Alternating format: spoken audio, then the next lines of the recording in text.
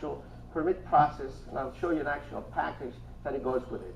Some of the inspectors, believe me, because this is new, even the tech sheets sometimes are not, because it's new, some of the inspectors, they really look at a system like this, and it's funny, because sometimes, since there's no clear definition in the actually electrical tech sheet, what you're doing, some people, instead of what, an inverter, you're putting down a generator, you're marking a generator in here, because there's nothing that says, you know, an inverter up here, and it confuses the hell out of electrical inspectors.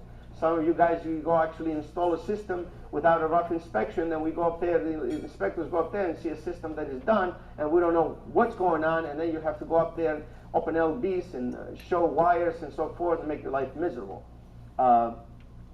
And we'll talk about it, what kind of inspections are required at what point in time, and so forth. But the installation of a system, you have to do with all the components, is the responsibility of the electrical contractor, because of the fact it's an electrical what? Electrical piece of equipment. Very similarly, you put a generator. You put a generator, you still have to put a slab up here, right? You have to show grounding. We inspect, before you put the slab, you make sure you have all the grounding requirements, and then you put the concrete. Who takes who's responsible for the system inspection? If the generator all of a sudden tilts after 6 months, who's responsible for that? You're responsible for that. I don't care if the concrete guy put it up there. It's a system. You need engineered drawings. In general, engineered drawings. You're going to need a building permit. You need a building permit. You don't have any engineered drawings. Good luck. Let me know how you make out. Well, in small systems, you really, because you do have to do a loading analysis. Tomorrow, you ain't going to do nothing. Excuse me? You can keep filling out permits, but if you don't have engineered drawings, signed, sealed from an engineer. In general, depending on the system, sometimes if you can, excuse me? In Jersey, I can name a few towns. Few towns. You would need a design system. Edison, South Plainfield. You need a design system.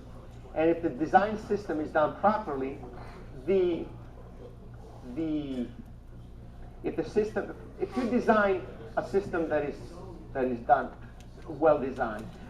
Guys, just 1 second. You got to understand, a lot of the people who do the plan review, when you submit a system to install a plan review, and you're just going to put 5 panels, an inverter and so forth, and you don't have any sketch about the site, if it's a flat roof and so forth, the inspector can come in and say, what are you putting this thing on? You know, what are you putting this thing on? And maybe you go through it, and let's say he issues you the permit. Let's say the guy's asleep. He's got do plan reviews, and he says, okay, give him a 3 kW system or 5 kW system. He's releasing the permit for you. Permits are never approved. Remember that. Drawings are never approved by a town. They're always released. So you're subject to what? To inspection. So if he goes up there, he sees panels, and he feels that the roof is going to collapse, he's going to ask you for all kinds of an analysis. So the key thing is make sure your system is designed. But totally the responsibility is on the person who actually, the electrical. It's a piece of electrical equipment. It's electrical equipment, it's a system, you're responsible for it. Now, what goes on in the industry up here, I know exactly what it does. I know that you take the modules and you send the guys up there with the roofing to install them. Whether that's legal or illegal, it's illegal to do that. Because the people actually, now there are solar companies actually who subcontract to electrical guys and do all those things. There's a joint venture that is working up there. There's a lot of legal things, but everything is done okay. Somebody's a solar company, he's got the electricians, got the plumbers, got the roofers and everything, and that's a perfectly well put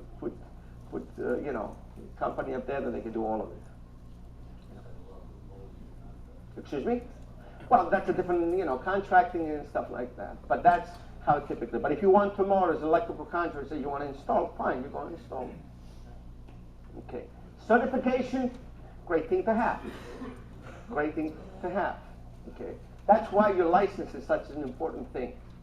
When you have an electrical license, when you're paying, make sure you keep it.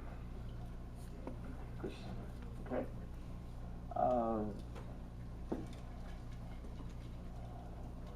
Once you get this certificate, you had another question? Did I answer your question clearly? Any other questions? And the gentleman up there says you need engineering drawings. In a larger system, once you got the 10 kW systems in this, it behooves you.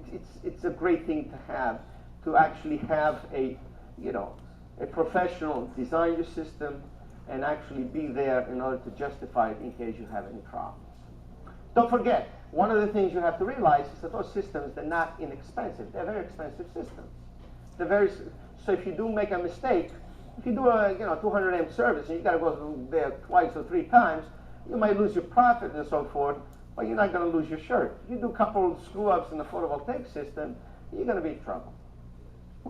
You're going to be in trouble. And then once you be in trouble, it sort of happens that a lot of the people, they go from a small system. Some of the companies, what they do is actually, they do the actually photovoltaic system. They have an electrical contractor do the electrical part. They have mechanical people actually do the mechanical installations and so forth. But the training, you see that the training is so important because it gives you a fundamental background of how those things are put together. So should you require more training into that, then you know exactly what to go and learn about. Obviously, electricians are not going to design racks.